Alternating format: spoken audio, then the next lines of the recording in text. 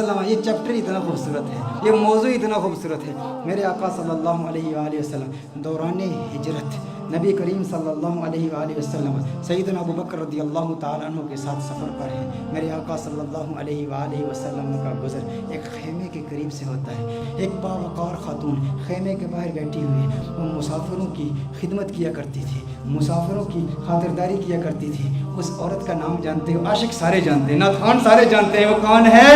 ام معبد ہے، جس کے کلام کی عظمتوں کے ترانے دور حاضر کے فصحاء الاپتے ہیں، بڑے بڑے ادیب اس کی عظمتوں کے ترانے الاپتے ہیں۔ وہ خاتون بیٹھی ہے، سیدنا صدیق اکبر رضی اللہ تعالی عنہ ارشاد فرماتے ہیں کچھ گوشت ہے، کچھ دودھ ہے، اگر بیچنا چاہو ہم خرید لیں گے۔ ایک روایت میں بیچنے کا ذکر ہے، ایک روایت میں مطالبہ کیا، طلب کیا کہ گوشت دو یا دودھ دو۔ ام معبد کہتی ہے قحط سالی کا زمانہ ہے، شدید قحط پڑا ہے، ہمارے پاس تو کچھ بھی نہیں ہے، ہم تو عرب لوگ ہیں، مسافروں کی خدمت کے لیے یہاں بیٹھتے ہیں، مسافروں کی خدمت کرتے ہیں، لیکن آج ہمارے پاس کچھ بھی نہیں ہے۔ میرے آقا صلی اللہ علیہ وآلہ وسلم کی نظر اس کے خیمے کے اندر موجود ایک بکری پر پڑتی ہے۔ وہ بکری انتہائی لاغر، انتہائی ناتواں، انتہائی کمزور۔ میرے آقا صلی اللہ علیہ وسلم نے بکری کی طرف اشارہ کیا۔ ام معبد کہتی ہیں ارے یہ بکری یہ تو لاغر کمزور ہے۔ میرے آقا صلی اللہ علیہ وسلم نے ارشاد فرمایا ہے ام معبد اگر تو اجازت دے تو اس کا دودھ دھو لوں۔ اس نے کہا بڑے شوق سے دودھ دھو لیجئے، لیکن اس میں دودھ ہے کہاں؟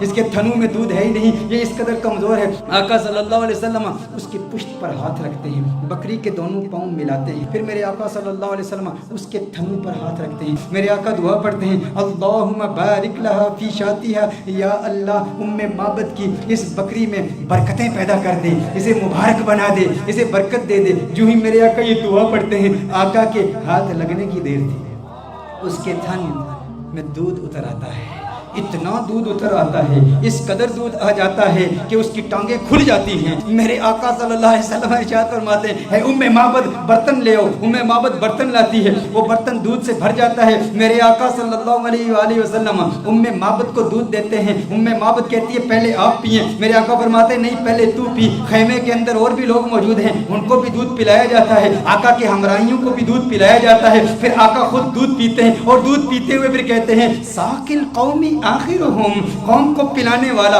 جو ساقی ہوتا ہے سب کو پہلے پلاتا ہے پھر آخر میں پیتا ہے۔ ساقی کوثر کا بھی ساقی کوثر میرا جو میر میں خانہ بنا، سب چاند سورج گم بنے، ہر نجم پیمانہ بنا، اور ہاتھ ملتی رہ گئی رنگین یہ حسن مجاز، دل بڑا ہوشیار تھا اس در کا دیوانہ بنا، یہ دل بڑا ہوشیار تھا۔ اب ام معبد کا دل آ رہا ہے محمد عربی پر، ارے یہ کون کمال والا کہ جس کے ہاتھوں میں اتنی برکت، جس کے ہاتھوں میں اتنی تاثیر، ہاتھ لگے تھن دودھ سے بھر گئے۔ میرے آقا صلی اللہ علیہ وسلم نے ارشاد فرمایا اور برتن لے آؤ، کر کے سارے برتن لائے جاتے ہیں، سارے برتن دودھ سے بھر جاتے ہیں، سب دودھ پیتے ہیں۔ میرے آقا صلی اللہ علیہ وسلم سب کو دودھ پلاتے ہیں۔ آقا وہاں سے فوراً تشریف لے جاتے ہیں۔ ام معبد سے خطا ہو گئی، نام نہیں پوچھا یہ کون آیا تھا جس میں اتنی برکت تھی، نہ نام پوچھا نہ پتہ پوچھا، آقا کا آنا جانا دیکھتی رہ گئی یہ کون آیا، حسین و جمیل آیا جس کا حسن ایسا منفرد کہ اس کے حسن کا مقابلہ دنیا کا کوئی حسین کر نہیں سکتا۔ آقا تشریف لے جاتے ہیں، ام معبد نام تک نہیں جانتی، ابو معبد ام معبد کا خامند جب بکریاں چرا کے اپنے ریوڑ کے ساتھ گھر آتا ہے، دیکھتا ہے انوار و تجلیات کی برسات ہو رہی ہے، ابو معبد کہتا ہے یہاں کون آیا تھا؟ آج گھر میں رونق دوبالا ہو چکی ہے، آج یہ خیمہ معطر و معمر ہو چکا ہے، خوشبو آ رہی ہے۔ ارے میں کہتا ہوں وہ تو چھوٹا سا خیمہ تھا، محمد عربی کا گزر مدینے کی گلیوں سے 1400 سال پہلے ہوا، آج بھی عاشق وہاں جاتے ہیں، انہیں آج بھی خوشبو محسوس ہوتی ہے۔ ابو معبد کو خوشبو کیوں نہیں محسوس ہوئی ہوگی؟ ابو معبد نے کہا میرے گھر کی رونق بدل گئی، کیفیات بدل گئی، حالات بدل گئے ہے ام معبد کون آیا تھا؟ ام معبد نے کہا میں نہیں جانتی، ایک آنے والا آیا تھا، کہا نام کیا؟ ام معبد نے سوچا نام تو پوچھا نہیں، اپنی جانب سے نام رکھ لیا، کہا جو آیا تھا اس کے آنے سے گھر میں برکت آئی، گھر میں رونق آئی، گھر میں نور آیا۔ اس نے ایک دعا کی، دعا میں برکت کے الفاظ تھے، اس نے کہا اللہم بارک لہا فی شاتھا، ہے اللہ ام معبد کی اس بکری میں برکت پیدا کر دے۔ کہا جس کے آنے سے اتنی برکتیں آئی ہیں وہ یقیناً برکت والا ہے۔ ام معبد نے اپنی طرف سے نام رکھ دیا، کہا مبارک آیا تھا۔ کیا کہا؟ کہا مبارک آیا تھا، کہا مبارک آیا تھا۔ ابو معبد نے سمجھا نام ہی مبارک تھا، کہا مبارک کیسا تھا؟ مبارک کیسا تھا؟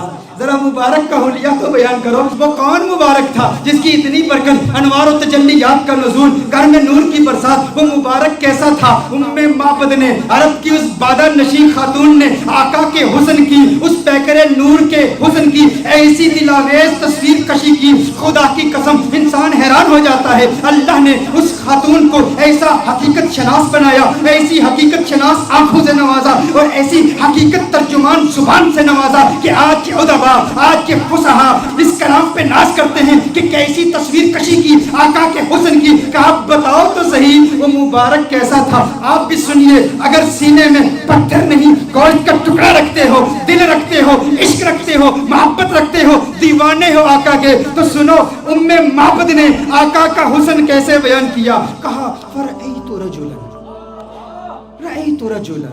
ظاہر الوضعۃ ملیح الوجہ قسیم وسیم قسیم وسیم وفی صوتہ سہل وفی عنقہ سطع وفی عینیہ تاج وفی اشفارہ وطف قسیم وسیم اذا صمت فعلیہ الوقار اذا تکلم سما وعلاه البهار ابهى الناس اجمله من بعید واحسنه من قریب۔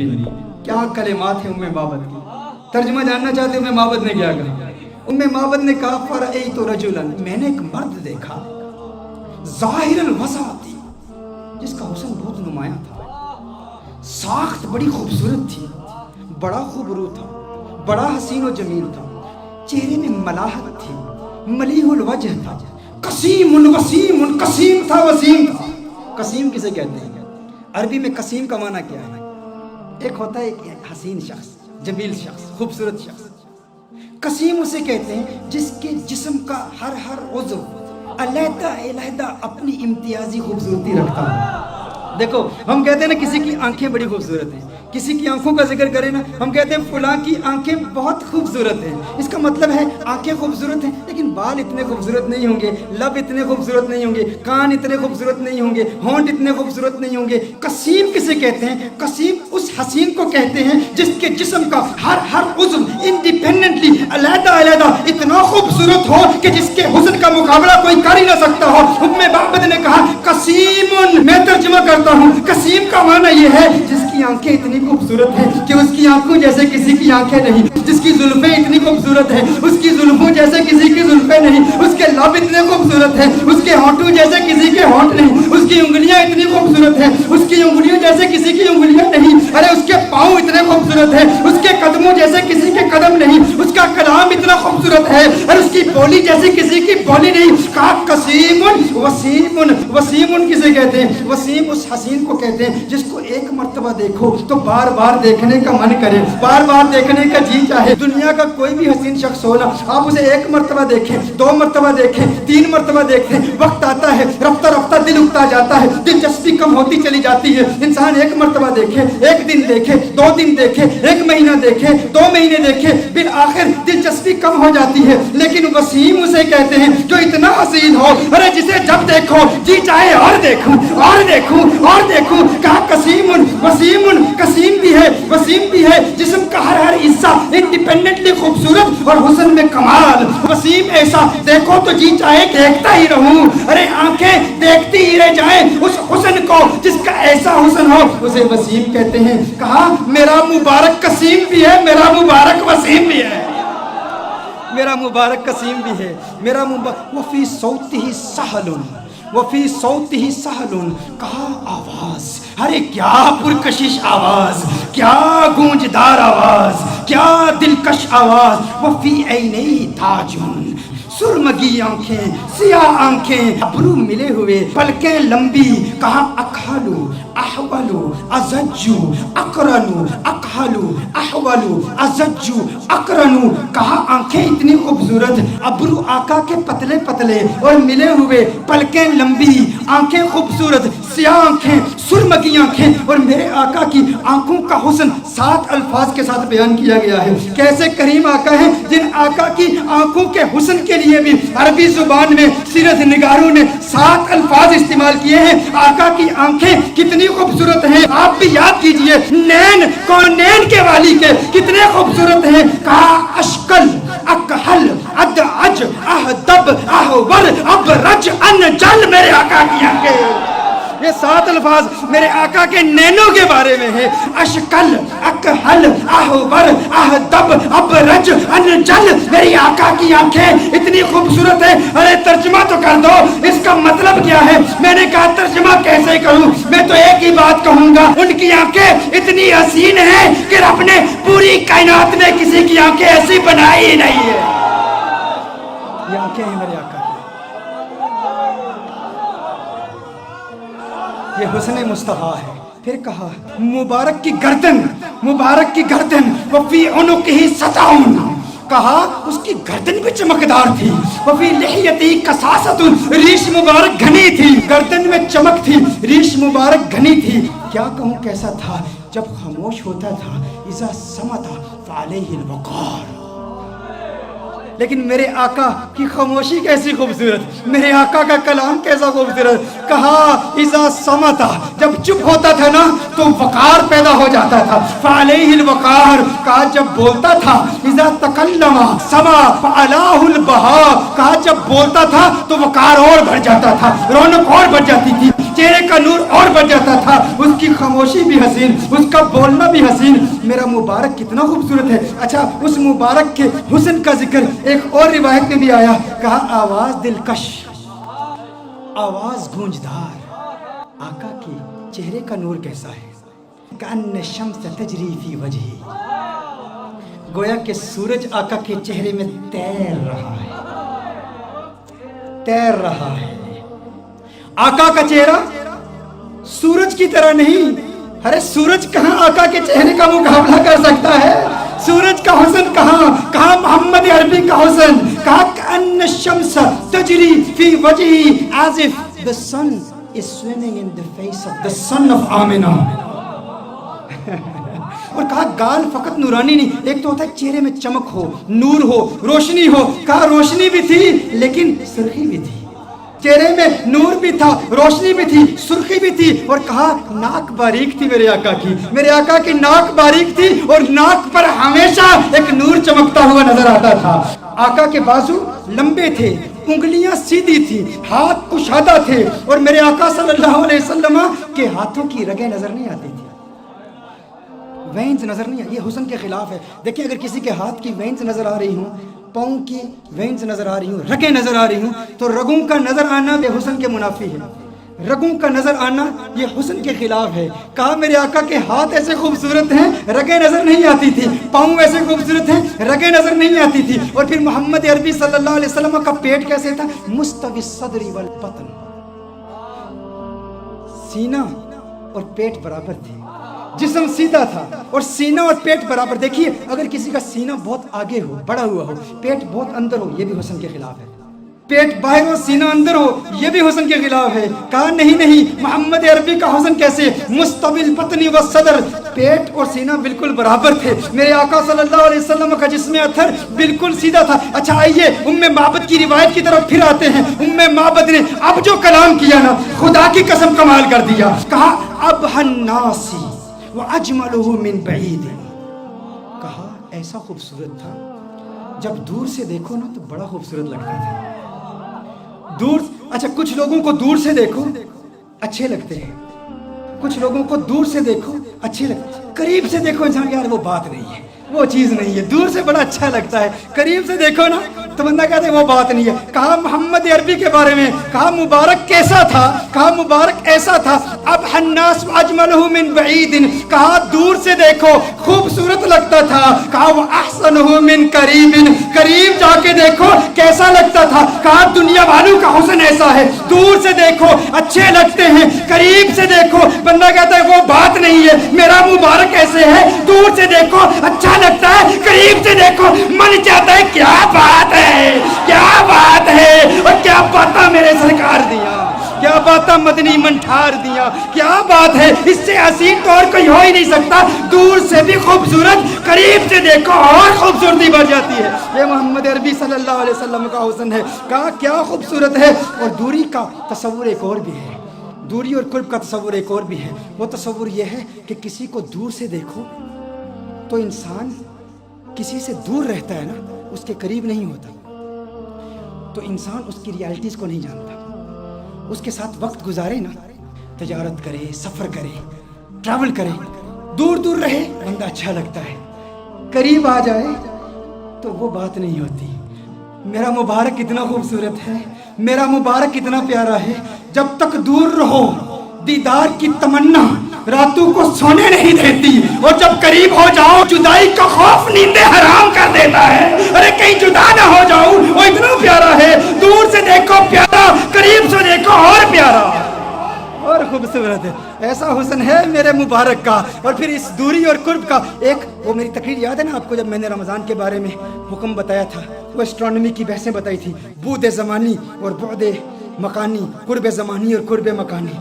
ایک بعید وہ ہے جس نے حضور کا دور نہیں پایا، حضور کا زمانہ نہیں پایا، حضور کا وقت نہیں پایا، وہ دور ہے، یہ بھی دوری ہے۔ اور قرب کس کا، کس کو ملا؟ صحابہ کو ملا، صحابہ نے حضور کو قریب سے دیکھا تھا، تو صحابہ کو وہ قرب ملا، ہمیں وہ قرب نہیں ملا۔ میرا مبارک اتنا خوبصورت ہے کہ جو قریب سے دیکھے اسے بھی پیار ہو جاتا ہے، جو دور سے دیکھے اسے بھی پیار ہو جاتا ہے۔ قریب سے دیکھنے والوں نے کیا کہا؟ ابو ہریرہ نے محمد عربی صلی اللہ علیہ وسلم کے نور کو دیکھا، کہا ما رأیت شیئا احسن من رسول اللہ صلی اللہ علیہ وسلم۔ ابو ہریرہ نے میرے آقا کو قریب سے دیکھا تھا نا، جب قریب سے دیکھا تو کہا میں نے محمد عربی جیسی کوئی چیز دیکھی نہیں۔ یہ نہیں کہا ما رأیت رجلا احسن من رسول اللہ صلی اللہ علیہ وسلم، یہ نہیں کہا ما رأیت انسانا احسن من رسول اللہ صلی اللہ علیہ وسلم، کہا میں نے کوئی ایسی چیز نہیں دیکھی جو حضور سے زیادہ خوبصورت ہو۔ یہ نہیں کہا کہ میں نے انسان نہیں دیکھا، کہیں نہیں کہا کہ میں نے مرد حضور سے زیادہ حسین نہیں دیکھا، کہا پوری دنیا میں جتنے بھی حسن دیکھے، سورج دیکھا مقابلہ نہیں کر سکتا، چاند دیکھا مقابلہ نہیں کر سکتا، کیونکہ چاندنی شرماتی ہے آقا کا دامن دیکھ کر، خلد للچا جائے گی طیبہ کا گلشن دیکھ کر، اور مسکرائے چاند ان کی ایڑیوں کو چوم کر، آ گرے کالی گتھا زلفوں کا ساون دیکھ کر۔ ارے جس نے آقا کو قریب سے دیکھا اس نے کہا کہ میں نے ان جیسا کسی کو دیکھا ہی نہیں، اور پھر جس نے 1400 سال بعد دیکھا اس نے کیا کہا؟ بک چند بدر شاشانی، بت چمکے لاٹھ نورانی، کالی زلفت اکمستانی، مخمور اکیہن مد بڑی۔ نے کہا اج سکھ متراں دی ودھیری ہے، کیوں دلڑی اداس گنیری ہے، لو لو وچ شوق چنگیری ہے، اج نینا لائیاں کیوں جڑیاں۔ جس نے دور سے دیکھا اس نے کیا کہا، جس نے قریب سے دیکھا اس نے کیا کہا؟ ایک قریب سے دیکھنے والے نے کہا تھا یتلألؤ وجہہ کتلألؤ القمر لیلۃ البدر، ارے ایسا نورانی جگمگاتا چہرہ جیسا 14ویں کا چاند ہو۔ ایک قریب سے دیکھنے والے نے کہا تھا وَأَحْسَنَ مِنْكَ لَمْ تَرَ قَطُّ عَيْنِي وَأَجْمَلَ مِنْكَ لَمْ تَلِدِ النِّسَاءُ، کہا ایسا خوبصورت ہے کہ کسی ماں نے ایسا خوبصورت بیٹا جنا ہی نہیں ہے، ایسا خوبصورت ہے۔ وہ تو قریب والوں نے کہا، اور پھر دور والے نے کیا کہا؟ کہا لم یأت نذیر کفی نظر مثل تو نشد پیدا جانا، جگ راج کو تاج تورے سرسو ہے، تجھ کو شہید و سرا جانا، انفیت شن و سخا کا عطب ہے، گیسوے پاک ہے ابر کرم پر سنہارے رم جم دو بوند ادھر بھی گرا جانا۔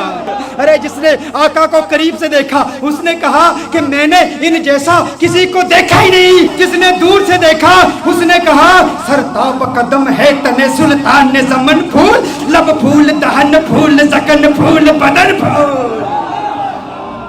اس نے کیا کہا؟ دور والے نے کہا، بریلی والے نے کہا، قریب والے نے کہا کہ ایسا کسی ماں نے پیدا ہی نہیں کیا، اور بریلی والے نے کہا ارے مجھے تو پھول ہی نظر آ رہے ہیں۔ کہا کیسے؟ کہا سر تاب قدم ہے تن سلطان زمن پھول، لب پھول دہن پھول زکن پھول بدن پھول، واللہ جو مل جائے میرے گل کا پسینہ، واللہ جو مل جائے میرے گل کا پسینہ، مانگے نہ کبھی عطر نہ پھر چاہے دلہن پھول، لب پھول دہن پھول زکن پھول بدن پھول۔ کس نے کہا؟ نے کہا سر تاب قدم ہے تن سلطان زمن پھول۔ چشتی ملنگ پڑھ رہا، سر تاب قدم ہے تن سلطان زمن پھول، لب پھول دہن پھول زکن پھول بدن پھول، لب پھول دہن پھول زکن پھول بدن پھول، واللہ جو مل جائے میرے گل کا پسینہ، مانگے نہ کبھی عطر نہ پھر چاہے دلہن پھول، کیوں لب پھول دہن پھول زکن پھول بدن پھول۔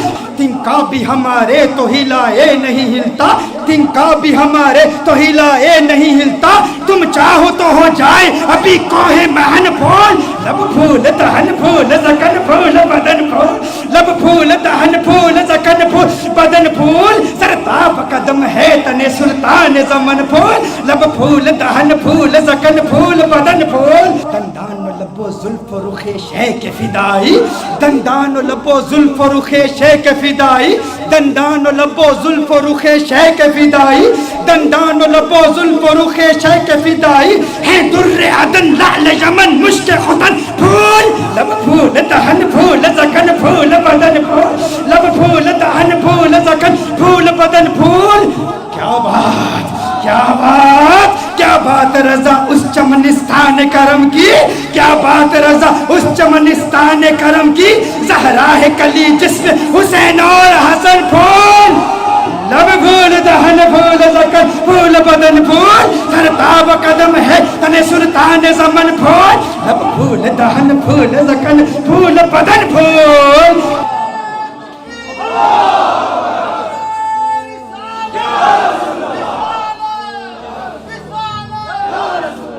یہ حسن ہے، جو قریب سے دیکھے وہ کیا کہتا ہے، جو دور سے دیکھے وہ کیا کہتا ہے۔ مجھے لوگوں نے کہا بتاؤ حضور کا حسن کیسا ہے، یا ام بابت کا واقعہ بیان کر دوں۔ میرا تو ام بابت کا واقعہ اتنا لمبا ہو جاتا ہے، وہ اس لیے کیونکہ ہم صرف کتابوں سے نہیں دیکھتے، ہاں صرف کتابیں نہیں، کیوں؟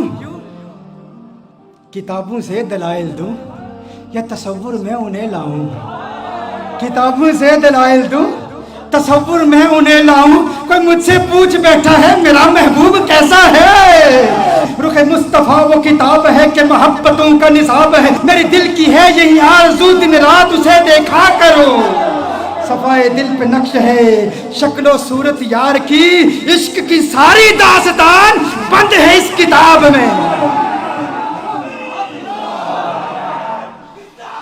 عشق کی ساری داستان،